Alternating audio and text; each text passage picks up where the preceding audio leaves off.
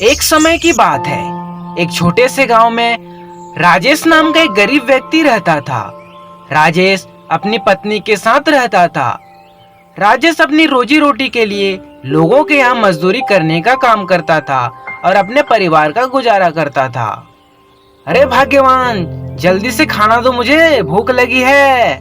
ला रही हूँ, रुको जरा। अरे ये क्या है भाग्यवान, इसमें तो सब्जी ही नहीं है। मैं बस चावल को कैसे खाऊंगा बताओ। सब्जी बनाने के लिए सब्जी की भी जरूरत होती है और सब्जी खरीदने के लिए पैसे चाहिए और वो हमारे पास नहीं है। आपकी कमाई से तो सब्जी भी नहीं खरीद पा रही हूँ। तुम सही कह रही हो भाग्यवान, लोगों के यहाँ मजदूरी करके कुछ कमाई ही नहीं हो रही है। तो आप कोई दूसरा काम क्यों नहीं देखते? कहीं और जाके देखिए ना, कोई अच्छा सा काम होगा जिसमें ढेर सारे पैसे मिले, ताकि हम कम से कम अच्छे से खाना तो खा सकें। तुम परेशान मत हो भाग्यवान, मैं कुछ ना कुछ जरूर करूंगा जिससे ढेर सारे पैसे मिलेंगे और हम भी दूसरों की तरह सुखमय जीवन जी पाएंगे। एक दिन राजेश गांव के चौराहे की ओर निकल जाता है और रास्ते में यह सोचता है, अब मैं क्या करूं ताकि मुझे ढेर सारे पैसे मिले और अपनी पत्नी को मैं सुखमय जीवन दे सकूं। मुझे क्या काम करना चाहिए? हे भगवान, अब तो ही कुछ रास्ता दिखा। तभी राजेश की नजर एक व्यक्ति पर पड़ती है जो मुर्गी बेच रहा होता है। अरे हाँ, क्यों ना मैं मुर्गी पालन करूं और उन मुर्गी से जो भी अंडे मिलेंगे उन्हें बेचकर मैं ढेर सारे पैसे कमाऊंगा। ये सही तरीका है। अरे मुर्गी वाले भैया, मुर्गी कैसे दिए जरा बताइए। अरे भैया 100 रुपए हैं, 100 रुपए है मुर्गी, लेना है तो बताओ। लेकिन राजेश के पास कोई पैसे नहीं होते जिससे कि वह मुर्गियां खरीद सके। राजेश अपने घर पर जाता है।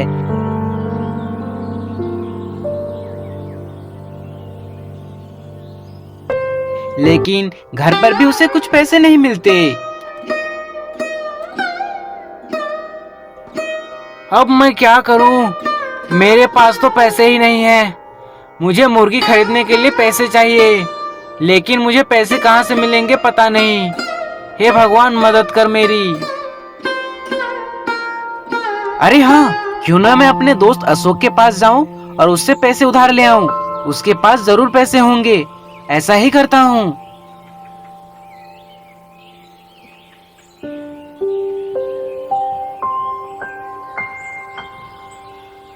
अशोक, मुझे कुछ पैसे उधार मिलेंगे क्या? मुझे कुछ पैसों की जरूरत है। मेरे पास तो पैसा नहीं है, लेकिन मैं तुम्हें ब्याज में पैसे दिला सकता हूँ। अगर ब्याज में पैसे लेना है तो बताओ। अशोक राजेश को गांव के एक साहूकार से ब्याज में पैसे दिला देता है।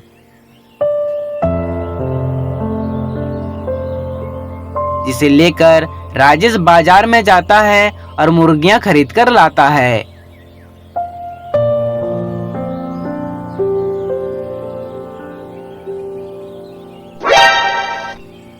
अरे ये मुर्गियाँ कहाँ से ला रहे हो? इन मुर्गियों का क्या करोगे जी? अब देखना भाग्यवान, हमारी किस्मत कैसे बदलती है। आज से हम मुर्गी पालन करेंगे। हाँ, लेकिन आपके पास पैसे कहाँ से आए?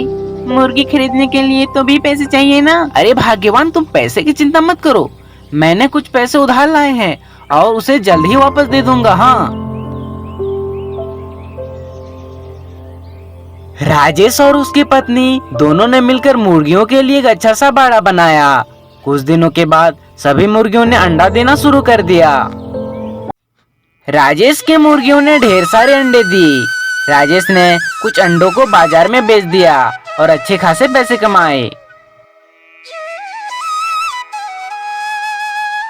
अरे ओ भाग्यवान, ये देखो ढेर सारे पैसे।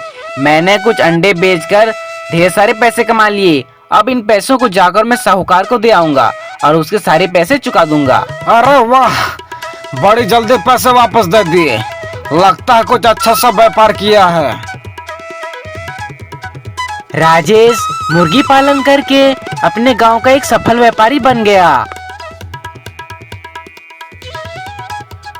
दोस्तों, अगर आपको कहानी अच्छी लगी हो तो वीडियो को लाइक कीजिए और चैनल को सब्सक्राइब करना ना भूलें। धन्यवाद।